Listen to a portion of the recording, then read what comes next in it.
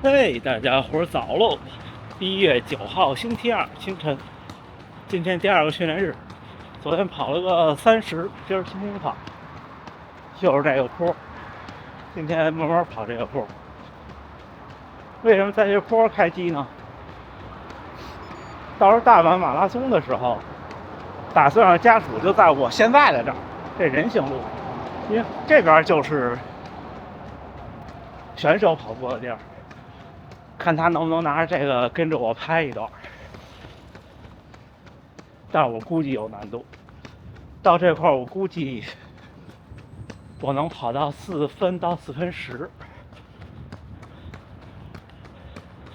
如果是4分钟1公里的配速，那就是24秒一个100米，对吧？平路肯定加速没问题，这个坡能跟多少是多少，应该效果挺好的。因为如果我不出意外，到这儿的话，周围的人应该不会太多。摄像机可以自动追踪目标。今天还又戴了里边这帽子，冷了，降温了。昨天就特冷。昨天跑完回去拿热水洗澡，洗完澡手指头尖儿都有点麻麻的感觉，突然就降温了。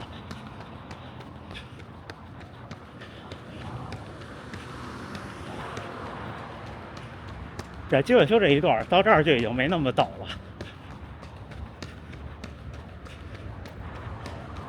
今天跟大家聊点什么呢？今天有一个话题，我们还是说说普通人的跑量，是不是跑得越多，马拉松成绩越好？因为昨天傍晚和一位周末参加了厦门马拉松的小伙伴聊天，他分享了一些心得和他这2个月的情况，这3个月的情况。最近为什么背上包了呢？这几天就是因为冬天其实不差这一个包，因为也不出汗，这样这个相机用完以后就可以放到包里，双手就可以解放一下。我昨天回去我看画面，这个1英寸的底的相机在暗光表现下，就目前的移动拍摄设备里，真的是好厉害呀！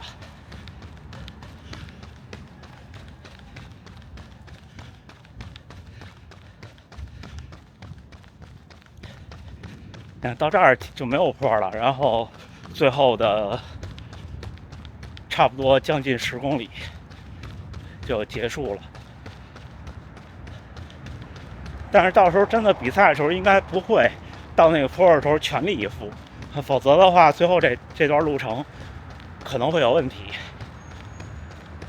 行，那咱一会儿再聊啊！加油，加油！刚才绕了一个红绿灯，又完成了大阪马拉松，从差不多26公里开始到结束这条路。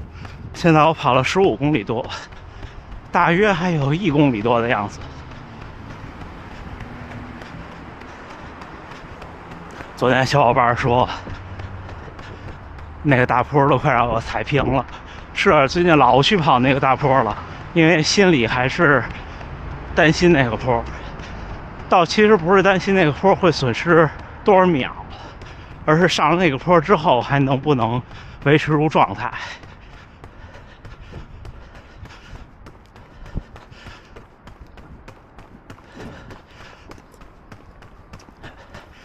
还有最后这儿，你们看，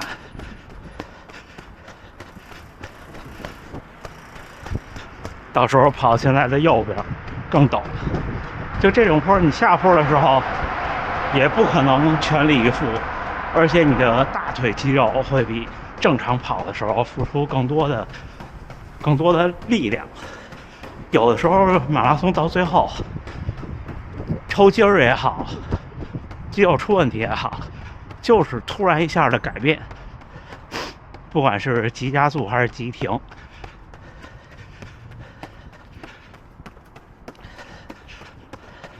还是像这种特短特陡的坡，这种坡上的时候很可能大腿后侧出问题，下坡的时候很可能大腿前侧出问题。这些依靠什么呢？其实我看了好多小伙伴分享的，不管是成功也好，或者出问题也好，归根结底对普通人来说就是多跑。大家还记得那位在天津的大学生，那年夏天在北京，我们老一起跑。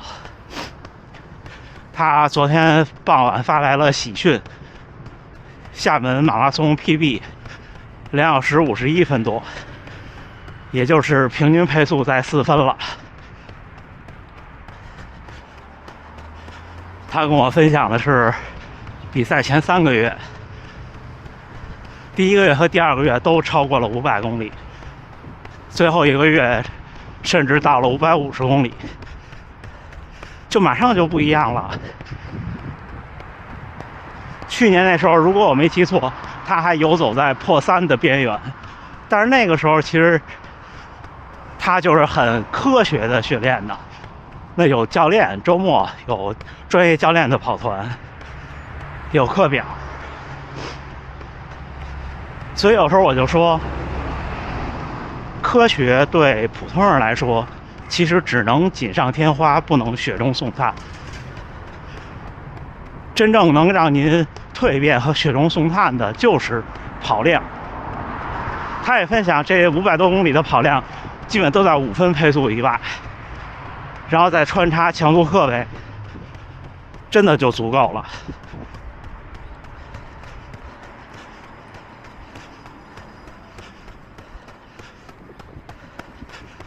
像我也有深有体会，就是2023年的东京和波士顿。东京的时候其实还好，因为在东京之前，我的训练量还不是太小，但是那时候已经到不了500了，400多公里。东京马拉松比我的最好成绩，平均配速大概慢了4到5秒。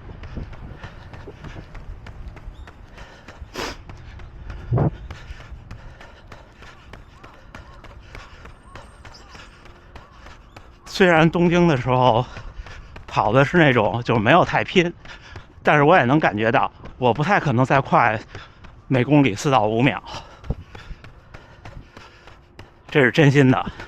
有时候就是你比赛的时候啊，你不可能是你的极限速度，而是比你能坚持的速度要慢5秒左右，就大概我这个水平，所以大家就去评估一下，或者说到我这个水平以后，要比我的阈值配速慢10秒，甚至15秒，可能是一个比较轻松的全程马拉松的比赛。到时候在这儿左转就冲刺了。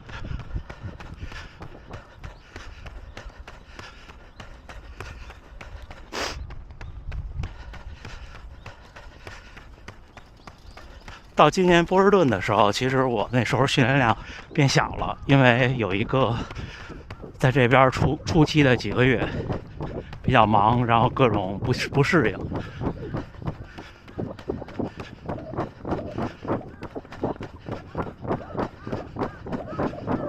虽然说波士顿有太多的坡，有一条大直线的精神疲劳，或者是下雨，但是其实这些都是客观原因。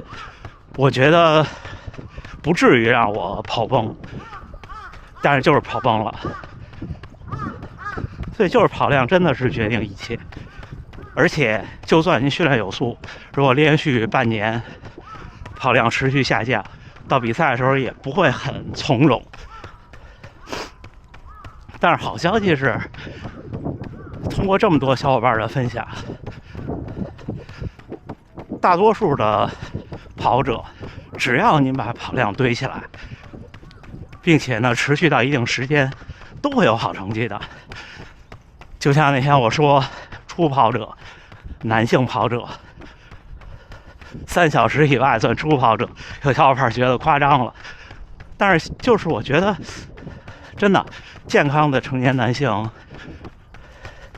只要您想练，都可以破3。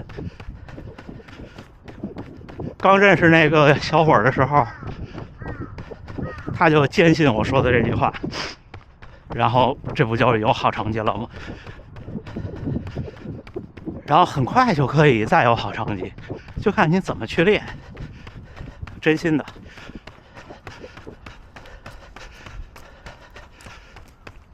至于要不要练强度，要不要练长距离，其实我觉得啊，在全程马拉松在2小时55以外的时候，强度和长距离都随心所欲就好，就是不需要有很严格的课表，就说我今天一定要5个1公里，明天就一定要8个1公里，后天要怎么着。就这些课表不是说练5个1公里和练1个3公里、1个2公里有什么区别，它就让你时不时的快跑一跑，所以任何的课表都可以。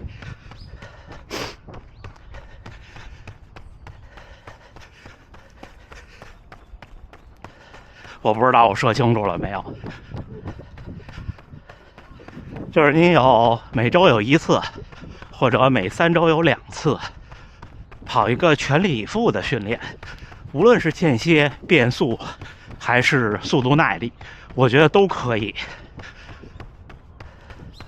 这马拉松很简单的，马拉松的难是难在专业上，就如果您专业干这个，那最难的其实也不是训练，而是训练之外的事儿。其实就让运动员多跑，但是多跑的过程中怎么能尽量不受伤，怎么保持营养，怎么控制体重，怎么恢复，这些是关键。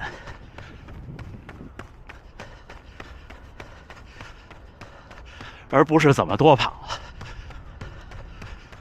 最多就是可能有的运动员是速度有余，耐力不足，或者有的反过来，那做些专项训练就好了。那谁都明白，速度有余，耐力不足就多跑长的呗，然后反过来的话就多跑速度呗，是不是？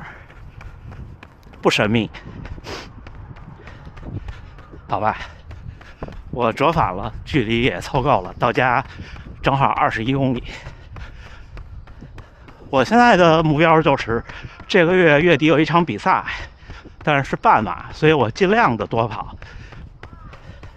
然后回北京过年的时候，尽量的保持训练节奏，也尽量多跑，然后迎接下个月的大阪全程马拉松就好了。有国内来的小伙伴来跑大阪马拉松的，或者来旅行的，我们联系，咱们偶遇，好吗？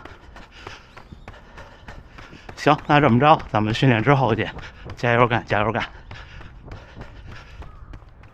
哎，1月9号星期二清晨7点32，训练结束。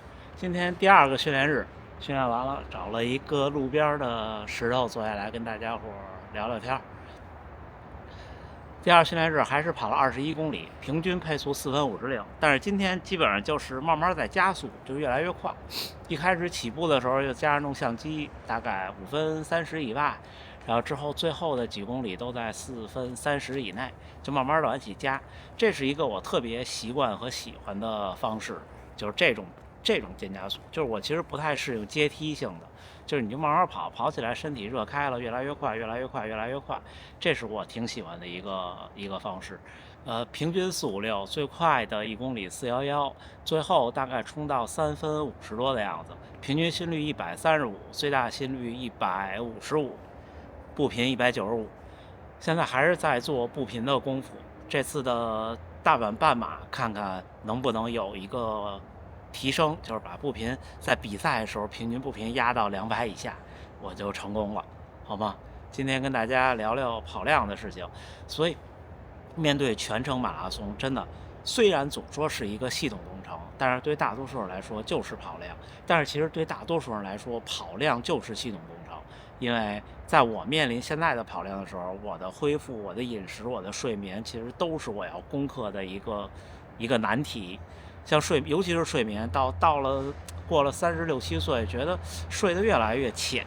昨天睡得不错，昨天7:40差不多我就睡着了，然后今天半夜没醒，今天第一次睁眼4:05，所以昨天感觉把前几天的那种压力和紧张的节奏给放下来了，睡得比较踏实。行吧，那就这么着，最后还是祝大家能努力生活，健康平安，我们一起努力冬训，大家加油干，咱们明儿见。